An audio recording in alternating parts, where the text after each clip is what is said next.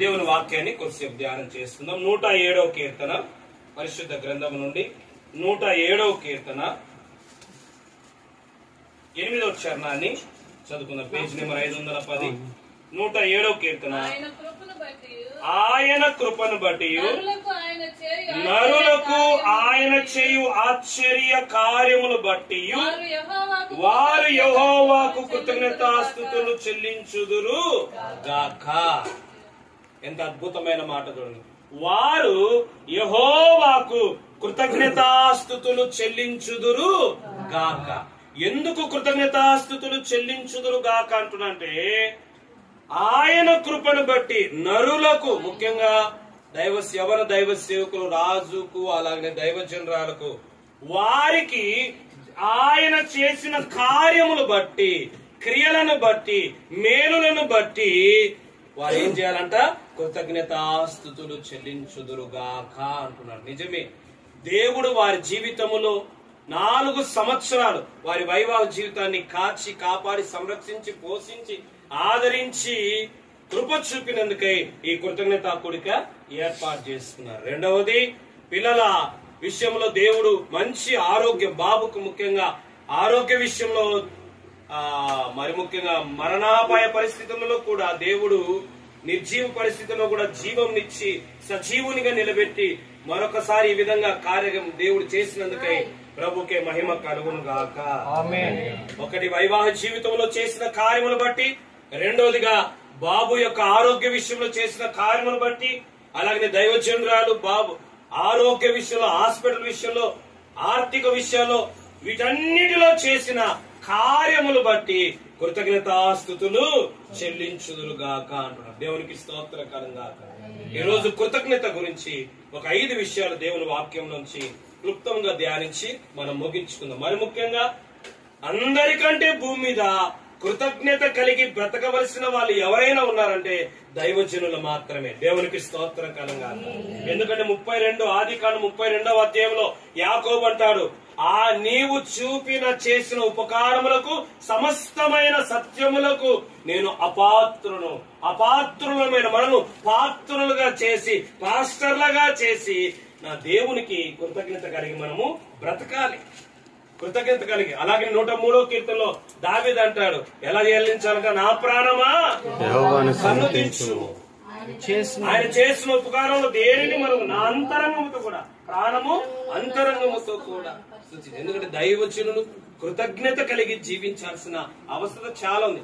ఒకటి, వివాహ విషయంలో 4 ఏళ్లు భార్య భర్తలు ఎన్ని ఆటుపోట్లు, అంతరంగాలు, అలాగే అవరోధాలు, అపాయాలు ఎన్నిటినో ఎదుర్కొంటూ 5వ సంవత్సరంలో అడుగుపెట్టి కృపను వారికి ఇచ్చారు. బిడ్డల ఆరోగ్య విషయంలో కృపనిచ్చారు, ఆర్థిక విషయాల్లో కృపను చూపించారు. మరి వీటన్నిటినీ కలబోసుకొని ఈ కృతజ్ఞత ఏర్పాటు చేయడానికి దేవుడు కృప చూపించినందుకై దేవునికే మహిమ కలుగును గాక. అసలు కృతజ్ఞత అంటే 3 మాటలు చెప్తాను. కృతజ్ఞత అంటే బైబిల్ ప్రకారం, అన్ని రెఫరెన్స్ సమయం లేదు కనుక మెయిన్ పాయింట్ 5 విషయాలు చెప్తాను. కృతజ్ఞత అంటే బైబిల్ ప్రకారము చేసిన మేలును బట్టి దేవుణ్ణి స్తుతించేది. రెండవది, కృతజ్ఞత అంటే చేసిన మేలును బట్టి మర్చిపోకుండా చేసేది కృతజ్ఞత. మొదటిది. రెండోది, చేసిన వారిని మర్చిపోకుండా చెప్పేది కృతజ్ఞత. మూడోది, చేసిన మేలును అలాగనే చేసిన వ్యక్తిని ఇతరులకు పరిచయం చేసి ప్రకటించేదే కృతజ్ఞత. అసలు కృతజ్ఞత అంటే, కృతజ్ఞతాస్తుతులు చెల్లించుడి అని వాక్యం చెప్తున్నది. చేయబడిన మేలు మర్చిపోకోకుండా ఉండడమే కృతజ్ఞత. రెండవది, కృతజ్ఞత అంటే చేసిన వ్యక్తిని మర్చిపోకుండా ఉండేదే కృతజ్ఞత. మూడవది, చేసిన మేలు చేయబడిన వ్యక్తిని ఇతరులకు పరిచయం చేయడము లేదా ప్రకటించడమే కృతజ్ఞత. అందుకే వారి జీవితంలో చేసిన మేలును మనకు చెప్తున్నారు, ఆ మేలు చేసింది ఎవరో చెప్తున్నారు, మనందరితో అది పంచుకుంటున్నాడు గనకనే అదే కృతజ్ఞత అని దేవుని యొక్క వాక్యము తెలియచేస్తా ఉంది. 103వ కీర్తన 1 నుంచి 3, అలాగనే మిగతా వచనాల్లో ఈ విషయాలన్నీ ఉంటాయి. కృతజ్ఞత యొక్క ఉద్దేశం. ఇంతకు కృతజ్ఞతాస్తుతులు చేసిన మేలు బట్టి మనం చెల్లిస్తాం. కానీ విచిత్రం ఏంటి తెలుసా? చేసిన మేలు బట్టి మనం కృతజ్ఞతాస్తుతులు చెల్లిస్తే చేయబడే మేలులు కూడా కృతజ్ఞత ద్వారా మనకు సమకూరుతాయి. అసలు విషయం అది. చేసిన మేలు బట్టి చేస్తే చేయాల్సినవి ఇంకా జరగాల్సిన మేలు కూడా మన జీవితంలో జరుగుతాయి. అందుకే ఇర్మియా గ్రంథంలో ఇర్మియా అద్భుతంగా అంటారు. ఇర్మియా ద్వారా దేవుడు చెప్తాడు, మీకు మేలు చేయటయందు నేను ఆనందించు దేవుడను, ఆనందించు వాడను. హెచ్కేల్ 36:30 మునుపటి కంటే అధికమైన మేలు జరిగిస్తారు. వివాహ జీవితంలో అయినా, సేవా జీవితంలోనైనా, కుటుంబ జీవితంలోనైనా. కృతజ్ఞతాస్తుతులు, నరులకు ఆయన చేసిన కార్యమును బట్టి కృతజ్ఞతాస్తుతులు చెల్లించు. కృతజ్ఞత కూడిక అనేది ముఖ్యంగా సేవకులకు విశ్వాసులకు నేర్పించాలి. బంధువులకు విశ్వాసులు మనం ఏర్పాటు చేసుకుంటే మిగతా వారు కూడా నేర్పించాలి. ఎందుకంటే కృతజ్ఞత చెల్లించడం ద్వారా మహా అయితే ఒక 2,000 ఖర్చు అవుతుంది అంతే, ఒక లేదా 5,000 పెట్టుకో. కానీ ఆ కృతజ్ఞత కూడిక ద్వారా, కృతజ్ఞత స్తుతుల ద్వారా 5 కార్యాలు జరుగుతాయి. నెంబర్ 1 చూద్దాం. ఫిలిప్పీ పత్రిక 4వ అధ్యాయము 6వ వచనం. ఫిలిప్పీ పత్రిక 4వ అధ్యాయము 6వ వచనం.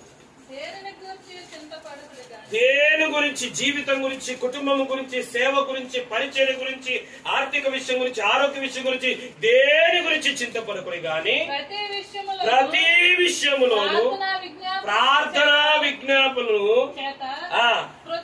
కృతజ్ఞతాపూర్వకంగా దేవునికి తెలియజేయుడి. ఎప్పుడైతే కృతజ్ఞతా భావముతో నువ్వు జీవిస్తావో అప్పుడు సమస్త జ్ఞానమునకు మించిన కృతజ్ఞత ద్వారా మనమేమంటే కృతజ్ఞత చేసిన దాన్ని బట్టి చెప్తున్నాం అనుకుంటాం, నిజమే. కానీ చేసిన దాన్ని బట్టి చెప్పడం ద్వారా జరగాల్సినవి కూడా జరుగుతాయి. ఏంటంటే కృతజ్ఞత ద్వారా దైవజనుల జీవితాల్లో, దైవజనుల కుటుంబాల్లో, దైవజనుల సేవలో జరిగే కార్యం ఏంటంటే మొదటిగా కృతజ్ఞత ద్వారా దేవుని సమాధానం లభిస్తుంది. ఏమి లభిస్తుంది? దేవుని సమాధానం. అందరికంటే ఎక్కువ రోగాలు ఎవరికి ఉంటాయి తెలుసా? సేవకులకే. అందరికంటే నిజం, అందరికంటే ఎక్కువ రోగాలు ఎవరికి ఎక్కువ వస్తాయి తొందరగా అంటే సేవకులకి. ఎందుకో తెలుసా? మానసిక ఒత్తిడి ఎక్కువ సేవకులకే ఉంటది. ఒకవైపు సంఘాన్ని చూసుకోవాలా, ఒకవైపు మనల్ని మనం చూసుకోవాలా, ఒకవైపు కుటుంబ భార్య బిడ్డను చూసుకోవాలా, ఒకవైపు వ్యతిరేకత. వీటన్నిటి మధ్య మానసిక ఒత్తిడి, మానసిక సంఘర్షణ, మానసిక వేదన ఎక్కువ ఉండేది. అందుకే బీపీలు, షుగర్లు, టెన్షన్లు ఎక్కువ సేవకులకి వచ్చేది. అందుకే దేవుడు అంటున్నాడు, కృతజ్ఞత ఏం చేస్తుందంటే ఆ మానసిక ఒత్తిడిని చిత్తడి చేసి మనకు సమాధానాన్ని సమృద్ధిగా అనుగ్రహిస్తుంది. అందుకే పీస్ లేదు, ఇంగ్లీష్ లో సమాధానం ఏమంటారు? పీస్ అంటారు. పీస్ లేకుండా ఎన్ని ఉన్న లైఫ్ పీస్ అయిపోతుంది. అందుకే సమాధానం అనేది అత్యంత ప్రాముఖ్యమైనది మన జీవితంలో, ముఖ్యంగా సేవకులకు. ఇంకో మాట అక్కడే ఉంది, సమస్త జ్ఞానమునకు మించిన సమాధానం ఏం చేస్తుందంటే అది చదవమ్మా మాట. అప్పుడు సమస్త జ్ఞానమునకు మించిన దేవుని సమాధానం యేసుక్రీస్తు వలన మీ మనస్సుకు మానసిక ఒత్తిడి, మానసిక క్షోభకు గురి కాకుండా మన మనస్సుకు వాటర్ ప్రూఫ్ వాచ్లు ఉన్నట్టుగా సెల్లుకు కూడా ఏ విధంగా అయితే గాడ్ ఉందో అట్లా మన మనస్సు క్షోభకు గురి కాకుండా, వేదనకు గురి కాకోకుండా ప్రొటెక్ట్ చేస్తుందంట సమాధానం. ఎంత అద్భుతమైన మాట! సమాధానం లేకుండా కర్లాన్ బెడ్ మీద ఉన్నా కూడా కంటికి నిద్ర మాత్రము రాదు. ఎందుకు? సమాధానం లేకుండా కంచం నిండా ఎంత మంచి ఫుడ్ ఉన్నా కూడా తినబుద్ధి కాదు. అందుకే ఎక్కువగా సేవకులకు ఒకవైపు సాతానుతో పోరాటం, ఒకవైపు లోకముతో పోరాటం, ఒకవైపు ఆర్థిక పోరాటాలు, ఒకవైపు పరిచర్యలో పోరాటం, ఒకవైపు భార్య బిడ్డలు, ఈ సంఘర్షణలు. వీటన్నిటిలో ఒక సేవకుడు క్షేమంగా సేవ చేసుకొని బతకాలంటే ఏమి లేకపోయినా ఏముండాలా?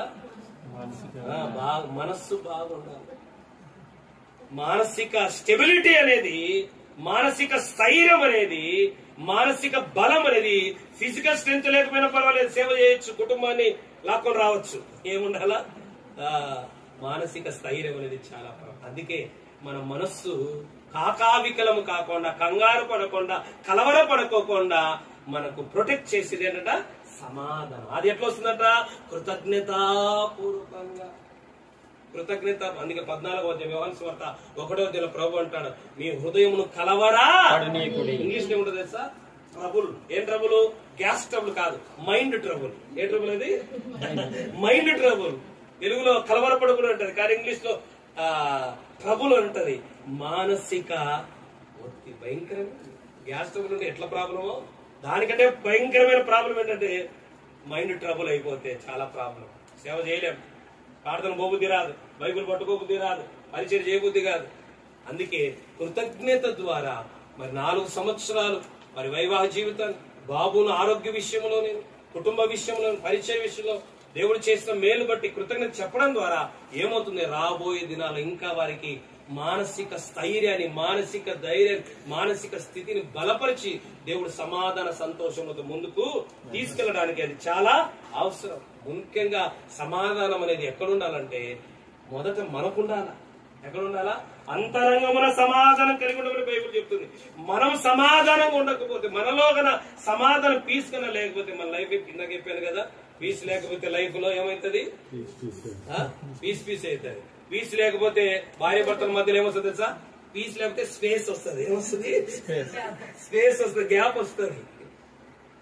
2 కంచాలు 2 స్టవ్లు. నేను ఒక ఇంటికి పోయాను, సేవకుల ఇంటికి. అంతా సేవకులు కనుక మాట్లాడుతూ క్యాజువల్ గా. 2 స్టవ్లు, 2 కంచాలు, 2 బెడ్లు, 2 మంచాలు అన్ని 2 ఉండేది 2 ఇంట్లో. మళ్ళా ఎందుకు? పీస్ లేకపోతే మధ్యలో ఏమొస్తుంది? స్పేస్ వస్తుంది. అది సమాధానం. అది మామూలుగా నోటితో చెప్పేస్తాం సమాధానం అనే. ఒక ఆయన పాట కూడా రాశారు, సమాధానం ఎక్కడ ఉందని. ఎక్కడ అడిగారా? బంధువులు అడిగారు, వాళ్ళని అడిగి, వీళ్ళని వాళ్ళని అడిగాను. లాస్ట్ తీసుకున్న చివరికి అది అంత దూరం పోయేది, ఊర్లో చర్చికి పోయి అయిపోయింది. అందుకే వెనకాడికి ఒకటి అన్నాడంట, దువ్యానం కొందామని, దువ్యానం కొనడానికి ఊరంతా తిరిగి సంపాదన కోసం ఆ రోజు ఊరంతా తిరిగాడు. దువ్యానం కోసం పని చేసుకుని దువ్యానం సంపాదించి దూకోవాలని. మొత్తానికి చివరికి ఏమో దువ్యానం కొనుక్కున్నాడు, కానీ అలా మొత్తం ఊడిపోయింది. ఇంకెందుకు ఇది? ఇంకా సమాధానం ఉంది. కనుక దైవజనులు మైండ్ స్టెబిలిటీ చాలా ప్రాముఖ్యం. అది ఎక్కడి నుంచి వస్తుంది తెలుసా? కృతజ్ఞత హృదయములో నుంచి వస్తుంది. అందుకే దైవజనుల మన దగ్గర ఏమున్నా లేకపోయినా కృతజ్ఞత కలిగి మనం జీవించడం ద్వారా, అది మన ఉన్న 1-2 విశ్వాసులకైనా మనం నేర్పించడం ద్వారా అది మన జీవితాలకు ఎంతో ఉపయోగకరంగా ఉంటుంది దేవుని వాక్కు. అందుకే మన హృదయంలో సమాధానం ఉండాలి. ముఖ్యంగా రెండోదిగా కుటుంబంలో సమాధానం. భార్య భర్తల మధ్యలో ఎక్కువ ఉండాల్సిన బంధం, అనుబంధం, సంబంధం ఏది? సమాధానం. అది దేని ద్వారా వస్తుంది తెలుసా? దేని ద్వారా వస్తుంది? అదే కృతజ్ఞతే. భార్య భర్తల మధ్యలో, కుటుంబం మధ్యలో ఎక్కువ సంబంధం, బంధం బలంగా ఉండేది. బంధం, బాంధవ్యం, బంధుత్వం బలంగా చేసేది ఒకటి ఉంది బైబిల్లో. ఏంటి చెప్పండి? ఫిలిప్పీ 4:1 సమాధాన బంధముతో ఆత్మ కలిగి. చదివేస్తాను. ఈ మధ్య దేవుని కృపలో చదవకుండా రెఫరెన్స్ ముస్లింల లాగా ట్రైనింగ్ చేస్తాడు. ఎందుకంటే ముస్లింలు ఇక్కడ ఈయన కాదులే, కొద్దిమంది హెబ్రోలు కూడా బైబిల్ చూడరు. అంటే బైబిల్ ఉంటాయి కంఠస్థం చేస్తాంటారు. అట్లా నేను కూడా సచివేలో కొన్నేనా చేద్దామని ప్లాన్ చేస్తాను. హల్లెలూయా.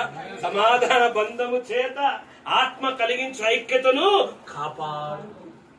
సేవకుల భార్య, సేవకురాలు సమాధాన బంధం ఉంటే సంఘములో కూడా ఏముంటది? సమాధాన బంధం. మన బంధం బలంగా ఉంటే సంఘములో కూడా విశ్వాసుల మధ్య, విశ్వాసంతో మన మధ్య ఏముంటది? చిరుబురులు, చికాకులు కామన్ గా వస్తా ఉంటాయి. కాకపోతే ఏంటంటే బంధాన్ని ఏం చేసుకోవాలా? కాపాడు. తీసారా? తీసుకుంటే చదవాలి, చదివేస్తే కదా. కనుక కృతజ్ఞతాపూర్వకంగా మనకు సమాధానం వస్తుంది. అయితే వచ్చిన దాన్ని దేంతో కాపాడుకోవాలా? ఆత్మ ద్వారా. చదువు అసలు తీసుంటే వెనక తీసినావు కదా, చదువు. కాబట్టి మీరు సమాధాన బంధము చేత ఆత్మ కలిగించు ఐక్యము. ఆ బంధమేమో ప్రార్థన, కృతజ్ఞత ద్వారా వస్తుంది.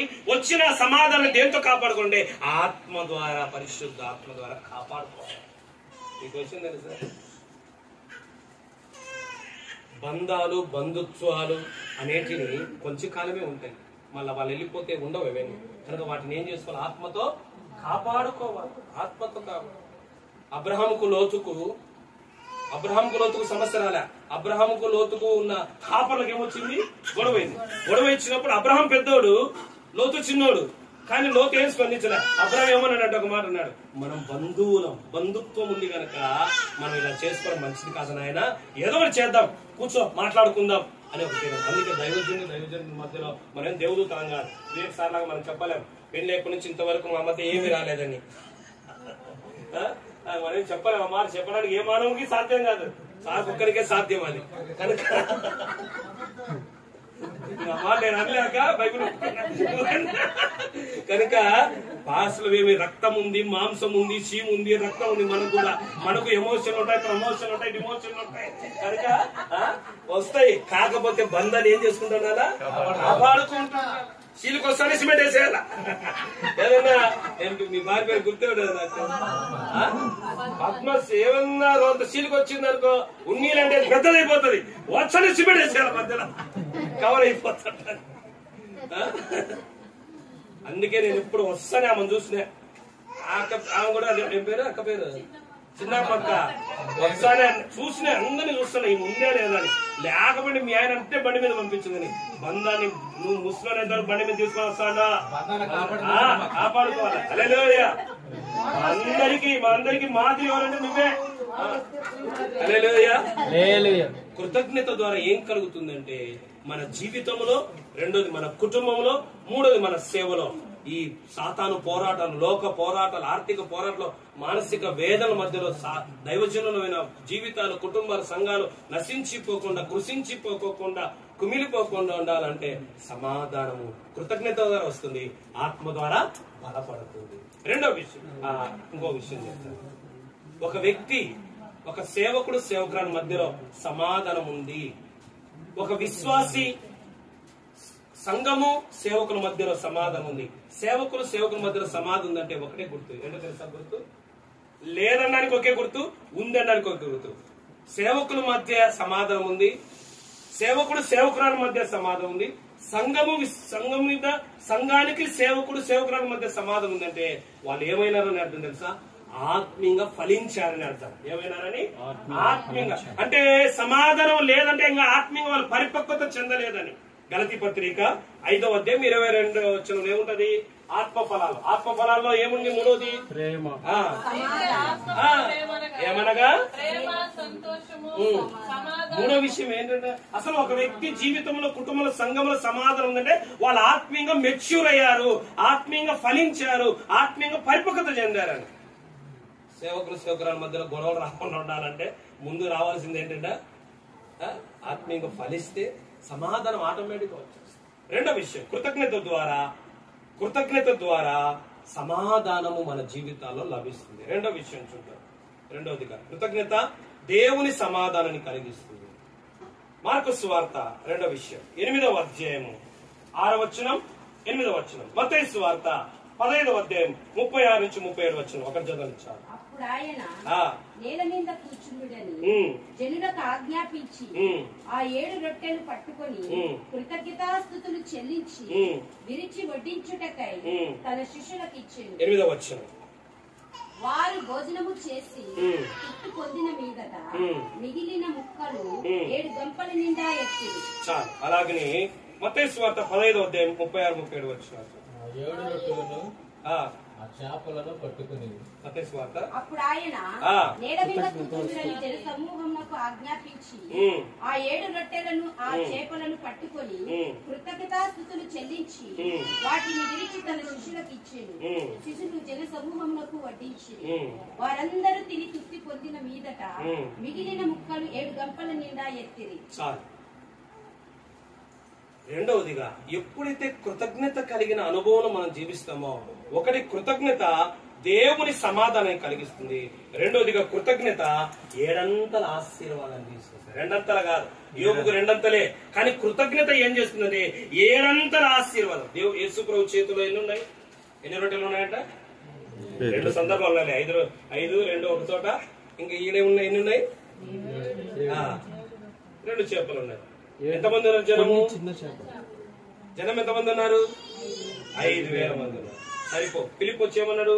యోహాను సువార్త 6వ అధ్యాయంలో ఫిలిప్ వచ్చి ఇవి ఎంత మాత్రము, ఇది ఎంత మాత్రమయ్యా, అసలు పట్టి మీదకి సరిపోవు, బాబాలకైతే దొక్కల ఒక పక్క కూడా సరిపోవు అన్నాడు. అప్పుడు ఆయన 2 తీసుకుని ఏం చేశాడు? కృతజ్ఞత స్థుతులు. కృతజ్ఞత అనేది ఏం చేస్తుందంటే 7 అంతల ఆశీర్వాదాన్ని తీసుకువస్తాయి. ఎన్నంతల ఆశీర్వాదం? 7 అంతల ఆశీర్వాదం కృతజ్ఞత మన జీవితంలో.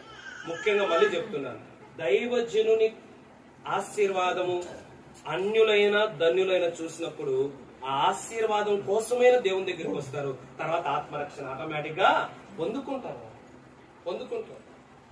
మా దగ్గర ఒక సేవకుడు ఉన్నాడు. మా దగ్గర ఎవరైనా కావచ్చు, తెలసక్క ఉంటది. మేమనుకోక, నేనే అందరి సేవకులు కనుక మిమ్మల్ని ఎంకరేజ్ చేయడానికి. వైట్ షర్ట్ ఉంటది, నేను కూడా వైట్ షర్ట్, వీళ్ళని చూసి వైట్ షర్ట్ వేసుకుంటాను. వైట్ షర్ట్ ఉంటది, లోపల మాత్రము 10-15 రంధ్రాలు పడిన బనియన్ ఉంటది. కలర్ డ్రెస్ వేస్తే కనపడుతుంది. కలర్ డ్రెస్ వేస్తే కనపడుతుంది, వైట్ డ్రెస్ వేస్తే లేనోడు కాదు. మళ్ళా లక్షలకు పడగెత్తిన డబ్బులు కలిగిన వాడే. ఒకసారి విజయ్ కుమార్ చెప్పాడు, ఒకసారి నేను చెప్పా, ఒకసారి ఇంకా చాలా మంది చెప్పినాం. మేము ఏమన్నా అంత గతి లేకుండా అంటే మన స్థితి ఇతరులకు తెలియాలి. ఎవడికి నీ స్థితి తెలియాల్సింది? దేవునికి తెలియాలి మన స్థితి. ఎవరికి తెలియాలా? దేవునికి తెలియాలి మన స్థితి. ఒకటి చేతి మానవుని కరుణ కొంచెం వరకే, మనుషుల దయ కొంచెం వరకే, కానీ సమస్త దయ కలిగిన వాడు ఆయన మాత్రమే. మనకు అంత అవసరం లేదు. దేవుని ఆశీర్వాదం మన జీవితంలో కనబడడము, ముఖ్యంగా విశ్వాసులు కాకపోయినా అన్యులకు మన ఆశీర్వాదం కనబడితే వాళ్ళు ఆకర్షించబడి దేవుని దగ్గరికి వస్తారు. తర్వాత ఎట్లా ఆత్మరక్షణ పొందుకుంటారు వాళ్ళు. అందుకే ఇక్కడ అంటున్నారు, ఎప్పుడైతే ఆ రొట్టెలు చేపలు కృతజ్ఞతాస్తుతి, అంతవరకు 7 రొట్టెలు 2 చేపలే, కానీ ఎప్పుడైతే కృతజ్ఞత చెల్లించాడో అప్పుడు 7 అంతలైంది. ఎన్నింతలైంది? 7. ఈ రోజు ఒకంత ఉన్న రాజు సేవ, లేకపోతే కుటుంబ జీవితం, ఆర్థిక పరిస్థితి, పరిచయ పరిస్థితి ఒకంత ఉండొచ్చు, కానీ దేవుని కృతజ్ఞత ద్వారా 7 అంతలు అది మార్చును గాక.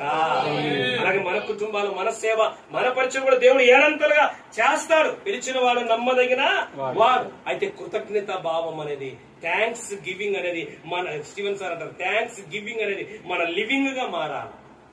అప్పుడు జీవన శైలిగా మారాలా.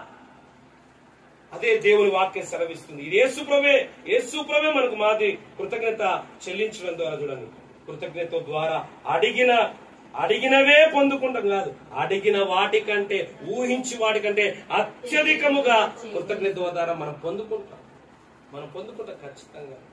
అదే దేవుని వాక్యము సెలవిస్తుంది. అపోస్తుల కార్యం 13వ అధ్యాయం 22వ వచనం మనం చదివితే,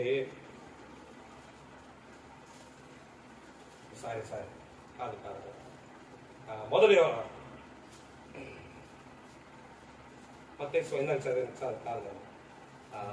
ఆది కాండము 26వ అధ్యాయం 12వ వచనం. ఆ దేశమందున్నవాడై విత్తనము వేసి ఆ సంవత్సరము 100 అంతలు ఫలము పొందెను. యెహోవా అతనిని ఆశీర్వదించెను గనుక ఎన్నింతలు ఆశీర్వదించినాడు? 100 ఆశీర్వదించినాడు. ఎంత గొప్ప విషయం! అదేముంది, రాజు మీలాగనే పరిస్థితి, కరువు నేలలో, గెరారు ప్రాంతంలో, ఊరంతా అంత దౌర్భాగ్య స్థితి ఉన్న విత్తనం వేసి ధైర్యం పెట్టొచ్చింది. అసలు ఇస్సాకు నీకు కూడా అంతే. ఒక విశ్వాసి లేకపోవచ్చు, ఒక ఆత్మ లేకపోవచ్చు, ఒక సహకారి లేకపోవచ్చు. కృతజ్ఞతతో కన్నా నువ్వు విత్తుతే దేవుడు అద్భుతమైన పంట ఇస్తాడు. దేవునికి స్తోత్రం. 7 అంతల ఆశీర్వాదం కాదు, 100 అంతల ఆశీర్వాదం కూడా ఆయన ఇచ్చేవాడు. దైవజన కుటుంబం ఆశీర్వించమన్నారు. ఆది కాండం 24వ అధ్యాయం 1-2 వచనాలు చదివితే, అబ్రహాము బహుకాలం గడిచిన వృద్ధులైనను దేవుడు అబ్రహామును అన్ని విషయాలలో ఆశీర్వదించను. చాలా అన్ని విషయాలలో ఆశీర్వదించాడు. ఫిజికల్ గా ఆశీర్వించాడు, స్పిరిచువల్ గా ఆశీర్వించాడు, అలాగే ఫైనాన్షియల్ గా ఆశీర్వించాడు, హెల్త్ పరంగా ఆశీర్వించాడు. దైవజనుని అన్ని విషయాలు ఆశీర్వించాడు. ఆయన రాసిన మాట అన్ని విషయాల్లో ఆశీర్వదించాను. 7 విషయాలలో దేవుడు అబ్రహామును ఆశీర్వదించాడు. అలాగనే ఈ ప్రాంతంలో ఆయనను, మన ప్రాంతంలో మనలో కూడా దేవుడు ఖచ్చితంగా మొదటి నీ స్థితి కొద్దిగానే ఉన్నాడు, తుదకది మహా వృద్ధి, అభివృద్ధి, సమృద్ధి లేక నడిపిస్తాడు ఆయన. ఇదే కదా 7-2 ఉండేది. తర్వాత 5,000 మంది తిన్నారు. తర్వాత 7 గంపలు మిగిలాయి.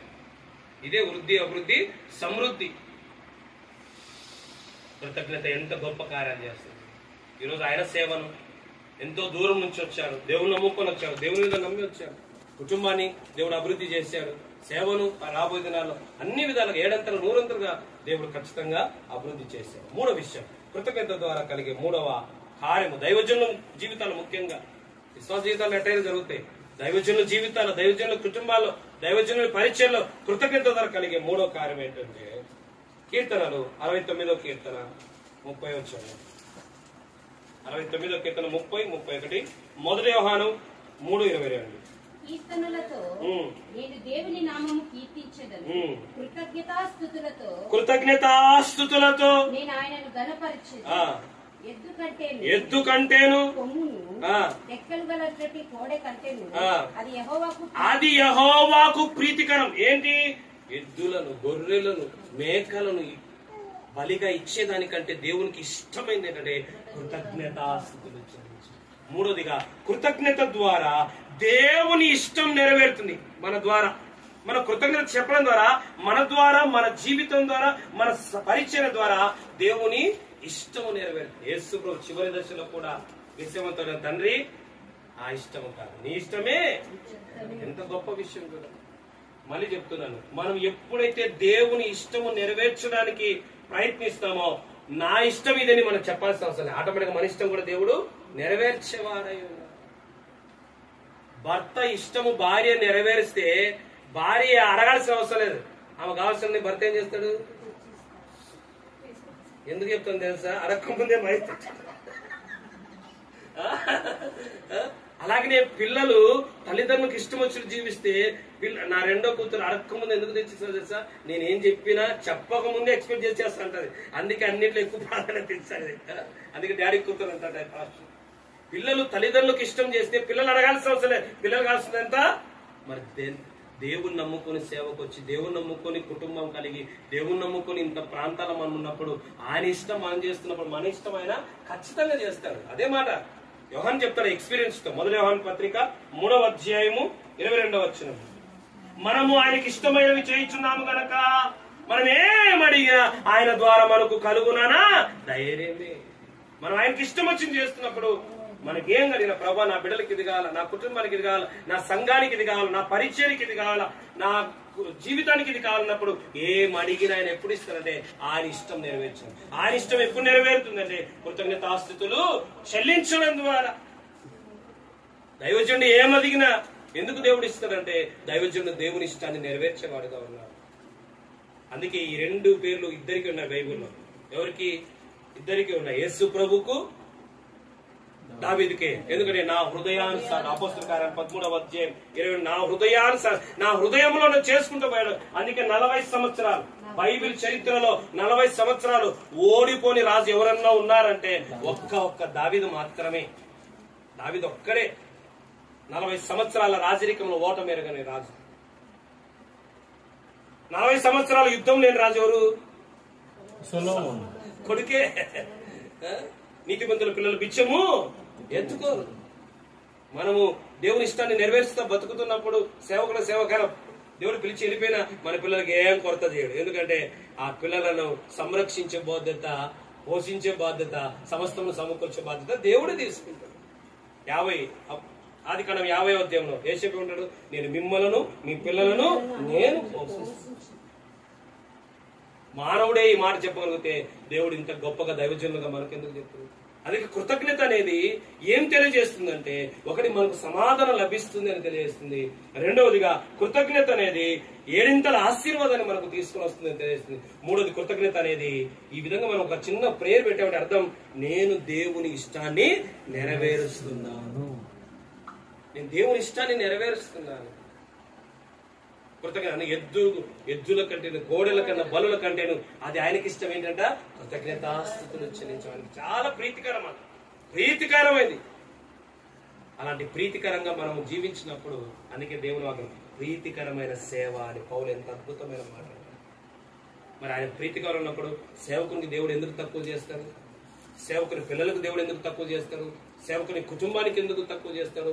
ఆయనకు మనం ఇష్టమైంది చేస్తున్నప్పుడు మనకు ఇష్టమైంది చేసే బాధ్యత ఆయనకు ఉంది, ఆయనకి ఇష్టమైన చేసే బాధ్యత మనకు. ఇందాక చదువు 3:22లో మనకు ఇష్టమైన చేస్తున్నాం కనుక మనం ఏమడిగినా ఆయన వల్ల మనకు ఆయన దృష్టికి ఇష్టమైనవి చేయుచున్నాము గనుక మనమేమి ఏమడిగినను జీవితానికి, కుటుంబానికి, బిడ్డలకు సేవ కలిగినను అది ఆయన వల్ల దొరుకుతుంది ఖచ్చితంగా.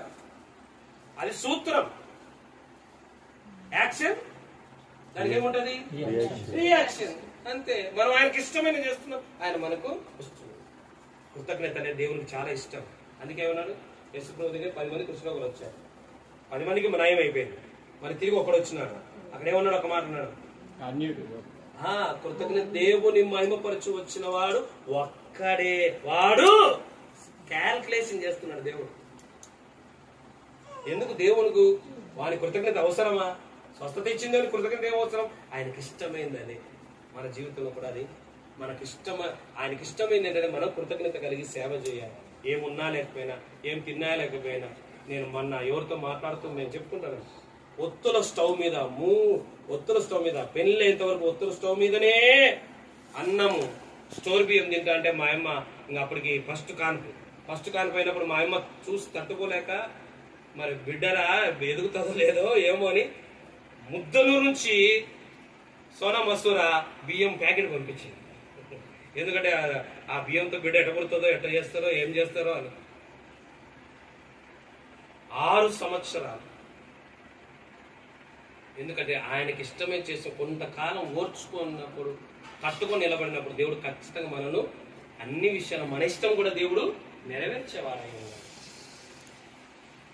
4వ విషయం, 2 మాటలు చెప్పుకొని 4వదిగా కృతజ్ఞత ద్వారా దైవజనుల జీవితంలో కలిగే కార్యం ఏంటంటే 4వదిగా ఇర్మియా గ్రంథం 30వ అధ్యాయము 19వ వచనం. ఇర్మియా 30వ అధ్యాయం 19వ వచనం.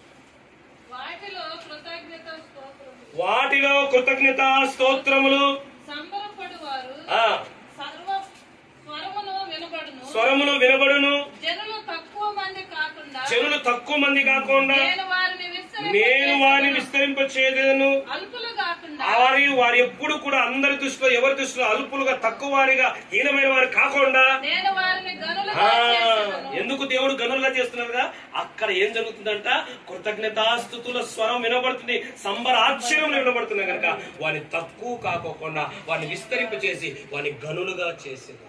ఈరోజు ఒకవేళ సేవకుడు అంటే చీప్ గా చూడొచ్చు మన ఊర్లో, మన తోటి వారు కావచ్చు, కానీ అల్పులంగా మనం కాకుండా, హీనులంగా కాకుండా కృతజ్ఞత అనేది ఎప్పుడు మన జీవితాల్లో, మన కుటుంబాల్లో, మన సంఘాలలో ఈ కృతజ్ఞత కార్యక్రమాలు జరగడం ద్వారా దేవుడు 4వది ఏంటంటే కృతజ్ఞత ఘనతను కలిగిస్తుంది. మనకు ఏం కలిగిస్తుంది? ఘనతను. ఎప్పుడు తన బిడ్డను హీనంగా చూడరు ఆయన, దీనంగా చూడరు ఆయన, ఘోరంగా చూడరు ఆయన. ఖచ్చితంగా గనులుగా ఎంచుతారు ఆయన. పెంట కుప్ప నుండి ఎవరు లేపుతారంట? దీనులను లేవనెత్తారు, దరిద్రులను పైకి లేవనెత్తే దేవుడే దీనులను, దరిద్రుల పైకి లేపితే సేవకులు పైకి లేపడా? సేవకులు గణపరచదా? సేవకులు హెచ్చించదా? అందుకే ఉంటాడు, నన్ను గణపరచువాని మొదటి సమయాలు, నన్ను గణపరచువాని నేను. దేవుని ఎట్ట గణపరుస్తాం? కృతజ్ఞత స్తుతి చెల్లించు. ఈరోజు ఒకవేళ హీన దశే ఉండొచ్చు, దీన దశే ఉండొచ్చు, ఘోర దశే ఉండొచ్చు, అందరికంటే లో స్థితిలోనే మనం ఉండొచ్చు. జీవితం కావచ్చు, సంఘం యొక్క సంఖ్య కావచ్చు, పరిచయం యొక్క స్థితి కావచ్చు. కానీ దేవుడు అంటున్నాడు, వారి అక్కడ సంబరాశ్చర్యములు, కృతజ్ఞతా స్వరములు వినపడుతున్నాయి కనుక నేను వారిని విస్తరింపజే, తక్కువ కాకోకుండా, ఎవరి దృష్టిలో ఎక్కడ కూడా తక్కువ కాకుండా నేను వారిని ఘనపరిచేది. ఖచ్చితంగా ఈ ప్రాంతంలో మిమ్మలను, మీ కుటుంబాన్ని దేవుడు ఘనపరచ. ఇక్కడున్న మనందరినీ కూడా మనమున్న స్థితులలో ఆర్థికంగా ఒకవేళ అల్పులంగా ఉండొచ్చు, ఏమి లేకపోతే తలాంతులు లేకుండా అల్పులుగా ఉండొచ్చు, ఆర్థికంగా అల్పులుగా ఉండొచ్చు, ఏ దాంట్లో అల్పులుగా ఉండొచ్చు. కానీ అల్పులమైన మనల్ని గనులుగా తప్పకుండా చేస్తారు. ఆ ఘనత కూడా ఎట్టిస్తారో తెలుసా?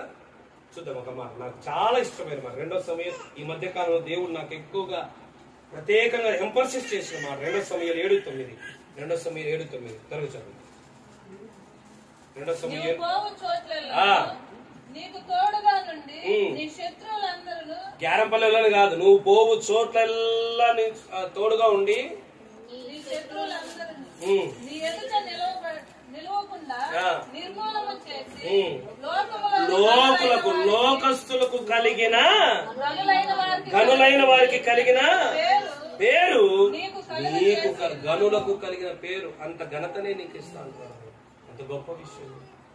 పోయిన చోట ఏ ఊరికి సేవకు వెళ్తామో, ఏ కుటుంబాలకు ప్రార్థనకి వెళ్తామో, ఏ గ్రామాలకు సేవకు వెళ్తామో, అన్ని చోట్ల దేవుడు లోకస్తులకు కలిగిన ఘనత కలిగిన పేరును దేవుడు మనకిస్తారు, ఖచ్చితంగా ఇస్తారు.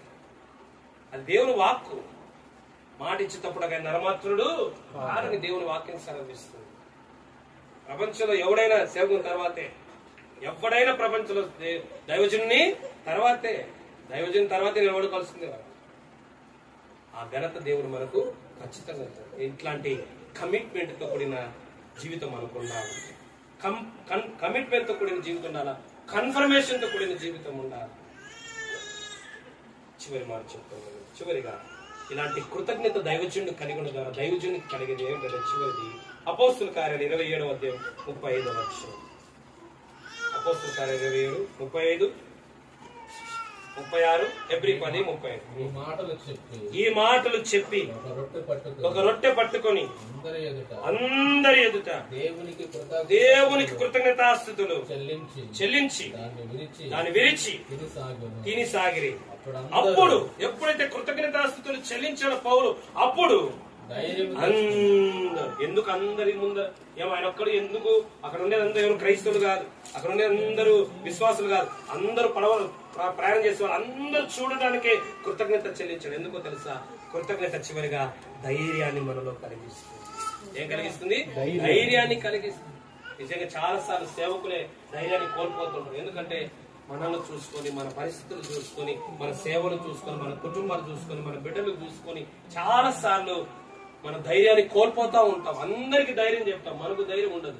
నిజమే, వాస్తవం. అందరికి ధైర్యం ఏం కాదులేమ్మా అంటా ఉంటాం. కానీ మనమే చాలా సార్లు గుండె అవసిన వారుగా ఉంటాం, గుండె దడగలిగిన వారంగా ఉంటాం, నిద్ర పట్టని వాళ్ళంగా ఉంటాం, ఎటు నుంచి ఏమవుతుందో అనే భయాందోళనతో భీతిల్లిపోతా ఉంటాం మనం.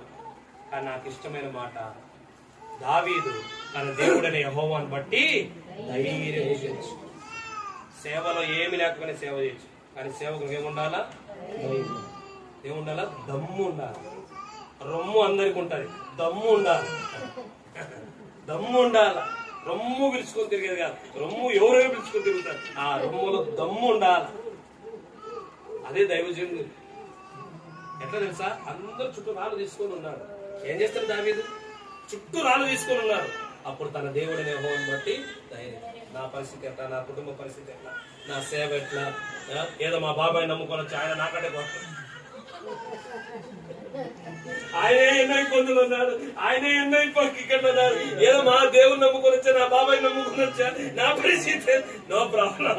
దేవుడు యెహోవాను బట్టి ధైర్యం తెచ్చుకోను, ధైర్యం తెచ్చుకోను. మనుషులు మనకు సపోర్ట్ అవసరం, లేకుండా ఏం చేస్తాం?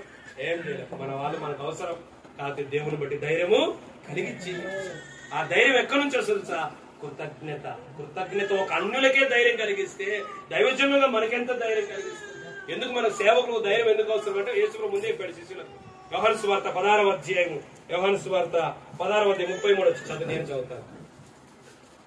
యోహాను సువార్త 16:33. లోకములో మీకు శ్రమ కలుగును, భయపడకుడు, ధైర్యము తెచ్చుకొని నేను లోకమును జయించి ఉన్నాను. లోకములో ఎన్ని శ్రమలు, భార్య వల్ల శ్రమ, బిడ్డల వల్ల శ్రమ, లోకస్తుల వల్ల శ్రమ, సంఘస్థుల వల్ల శ్రమ, ఆత్మీయుల వల్ల శ్రమ, బిడ్డల వల్ల శ్రమ, అందరి వల్ల శ్రమ, భార్య వల్ల ఎక్కువ ఆయనకు శ్రమ. ప్రసంగం నువ్వు ఉంటే నీ పాయింట్ కష్టం ఉంటది. భార్య వల్ల శ్రమ. నిజమే, కొన్నిసార్లు వాళ్ళు శ్రమ పెట్టాలని సేవకురాలు మనం శ్రమ పెట్టరు, వాళ్ళ ఒత్తిడి మనకంటే ఎక్కువ ఉంటుంది. భార్య భర్త వల్ల కూడా, ఎందుకంటే మేము సేవకు పోయి వస్తాం, ఫ్రస్ట్రేషన్ అంటది, అది బ్లాస్ట్ అయితే ఎవరి ముందే మాకు కోపం చూపించాలా? మాకు దొరికే ఆనిముత్యాలు మీరే. మా కోపం అంతా పిల్లల మీద చూపించలేదు, చదువు పాలైపోతుంది. సంఘం మీద చూపించే వాళ్ళేమో ఖాళీ చేసేది, సంఘం మానేస్తారు. ఇంక ఎప్పుడు సచ్చినట్టు ఉండేది మీరే కనుక మీ మీద చూపించాలి. మమ్మల్ని నమ్ముకొని ఇంత దూరం వచ్చినప్పుడు ఇంక ఆడి వస్తారు. అందుకే మీరు ధన్యులు, మీ వల్లే మాకు ధైర్యం కలుగుతుంది. దేవుడు నా ధైర్యము, నా నమ్మకం చిక్కను కాదు, నా భార్య, నా బిడ్డలే. దేవునికి ఇస్తూ ఆ దేవుడే. నిజమే. సేవకుడు అంటే ఎంత భయంకరమో తెలుసా? లోకస్తునికి ఉండదు. ఫ్యామిలీని మెయింటైన్ చేసుకోవాలా, సంఘాన్ని మెయింటైన్ చేసుకోవాలా, మనల్ని మనం మెయింటైన్ చేసుకోవాలా, రెండోది లోకస్తులు ఎంత మందిని మేనేజ్ చేయాలా మనం? మనకు ధైర్యం చాలుతుందే? ఆడ చాలుతుంది. ఒకవైపు చూస్తే ఆ 10 రూపాయలు 20 30 రూపాయలు కానుకలు సరిపోవు, ఆర్థికంగా మన కుటుంబ పోషణ సరిపోదు. సేవన ఈ ఆదివారం వచ్చి రేపు ఆదివారం సరిగా రారు, నమ్మకంగా రాలేరు. ఎన్ని పరిస్థితులు, ధైర్యం ఏడదవుతాయి. ఆదివారం స్టేజ్ మీద మనం నిలబడితే ఒక 10 మంది కనబడితే వింటుంటాం, లేకపోతే నిజమే కదా, నిజమది. మనమందరం ఆత్మీయ వచ్చినమే కదా, నిజం. 10 మంది కనిపితే అబ్బా మన సేవకుడికి అదే కదా ధైర్యం. బా 10 మంది అదే వాళ్ళే, లేకపోతే గుండె ఆడిపోతుంది, ఎంత బలహీన పడిపోతుంది.